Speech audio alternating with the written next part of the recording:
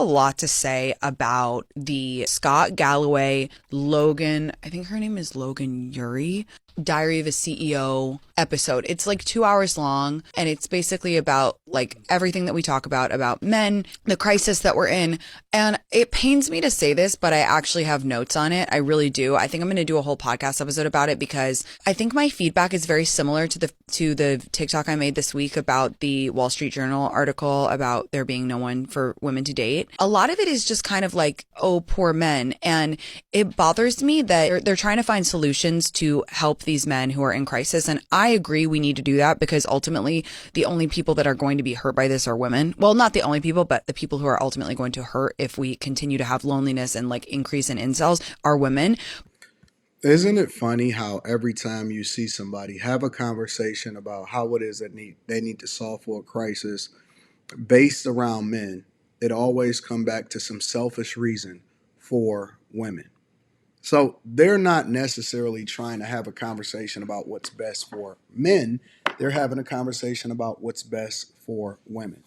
And this is the power dynamics between men and women. Men have conversations about how they can solve problems that benefit everybody. Women have conversations about how they can benefit themselves at the behest of men. They don't care about you. They don't love you. It's not about you. And when I have conversations with guys, a lot of times I try to tell them to not place women at the center of whatever it is that you do because you're going to be disappointed. And it's not anything that we can criticize them for because that's the nature of women.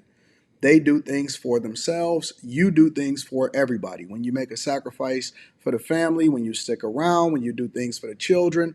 I know plenty of guys that wind up, getting custody of their kids, like full custody, and then they choose not to put women on child support. And they work together with the woman still to allow for her to have a role inside of that child's life. They even incentivize them to do so. They push them to do so. You know why? Because they want to do the thing that's best for everybody. And then they make the sacrifice. It just is what it is. That is the nature of men. When you see women a lot of times and when they always trying to leverage the family court system in order to benefit them, in order to make sure that they come up in their life, to make sure that everything is great with themselves, if they leave and break up their households, a lot of times it's at the behest of the man and the child, and they not doing the thing that's in the best interest of the child. And then they'll justify it by saying something like, well, if I'm not happy, nobody is happy. Whenever these conversations happen, even at the beginning of them, even when they think that they cooking and they chop themselves up, and I'm going to always link back to the content creator in the description because it is the right thing to do. I give credit to people regardless of whether I agree with them or not. Every single time it comes back to some selfish reason as to why you need the benefit, and then they'll throw a little ad hominem attack and say, oh, they incels. When in reality, just because guys are choosing to divest themselves against something because, listen, guys are not getting married because they don't want to be married. They're not getting married because there are no women that's available for them to just wife up.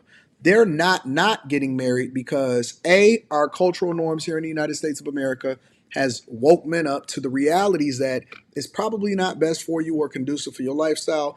And then B, they also are more afraid of divorce than they are of marriage. So when we talk about this parity a lot of times, because the greatest of men will date down and then bring a woman up, but in reality, a woman will never date down. They're always trying to create parity and then get a guy that's better than them, regardless of how well that they're doing. And then they're saying that we can't find any suitable partners. Well, that's not what it is. It's really that you are not suitable for the men that you think that you qualify for, and then you call the rest of them incels because they don't want you. Let me rewind it from the beginning. I want to get the full context, and then we're going to come back and we're going to add our commentary to it. I have a lot to say about the Scott Galloway, Logan, I think her name is Logan Yuri, Diary of a CEO episode. It's like 2 hours long, and it's basically about like everything that we talk about men, the crisis that we're in.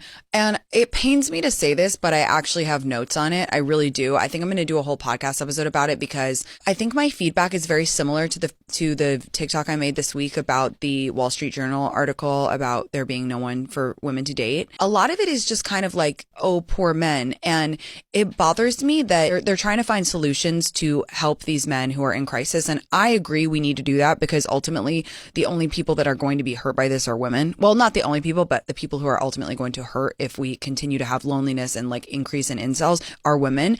But it's just like a little bit annoying because nobody helped women. Like when we were behind in education, when we're not earning as much, when we were not able to buy houses, nobody was like, okay, we need to put together groups because women are falling behind. Like we just clawed our way up to this place where we are now. Built yourself up. Pulled yourself up by your bootstraps, right? I got you. Which is at least in some cities. I think that they mentioned this in the pod. It's like in cities, like women are outperforming men. Like we clawed our way there. There was no help for us. Like there was no, podcasts going, what can we do to help women? Like women one by one clawed their ways into boardrooms, to earning higher, to colleges, to all that stuff. And now we're like having to, course correct because all these men are feeling down and out. It is a crisis, but there's something about it that bothers me again about the framing. Women would love to have masculine men. It's not our fault that we are just continue to rise. So I have a lot to say about it. It's definitely worth a listen. There's a lot of interesting stats in there. So I think that if you are a single person, you would like it because it will absolutely validate that it's not you and you're not crazy. Like it's not you. It's not you. You are not crazy. It ain't got nothing to do with you. It's them.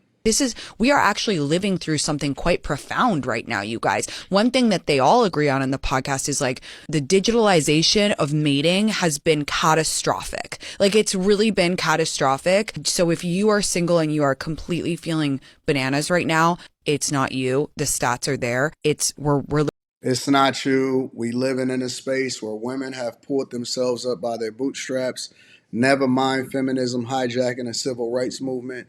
Never mind diversity, equity, and inclusion, allowing for women to continue to benefit off of the backs of men that built this world. Never mind family court laws. Never mind scholarships and programs that incentivize women and push them and give them all of the heads up and all of the trampolining they needed to get into the certain colleges and universities. And even when they did, they still chose wrong. Listen, what women will not tell you across the board is that one of the reasons that they voted so fervently for Joe Biden in 2020 is not only just because they hated Trump, but also because they were incentivized to do so, such as, yo, listen, we'll forgive your student loans because we know that you're not necessarily the most educated, but you're definitely the most enrolled and you're definitely the most in debt. We haven't seen all of these programs where women are helped to buy homes. And even when we see people fall on bad luck and hard times, we don't see a lot of shelters for men. We see shelters for women.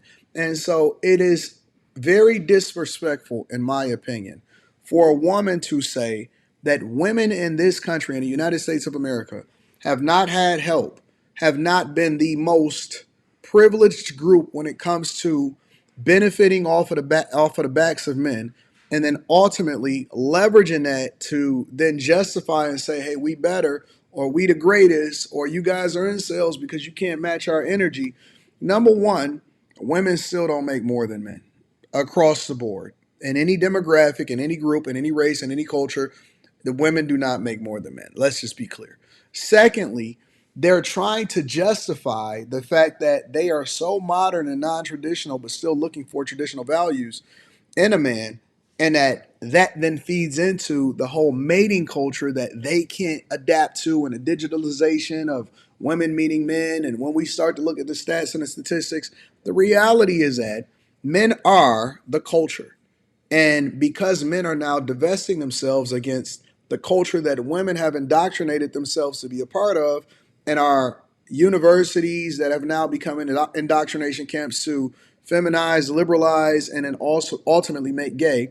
When women divested themselves and made themselves single mothers and then raise up their men and their sons to be more like them instead of playing a role in who it is that they picked as a father so that they can create a family dynamic that's conducive for the man to benefit, then we have to pay the price for it because there is no help for us and we have to be accountable for anything that we do.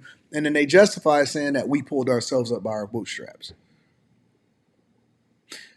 And these are supposed to be like the women that are leading the future.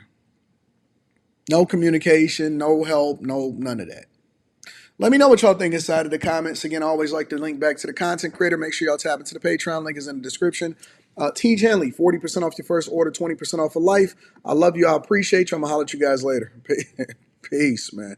It's crazy. It literally is crazy, bro.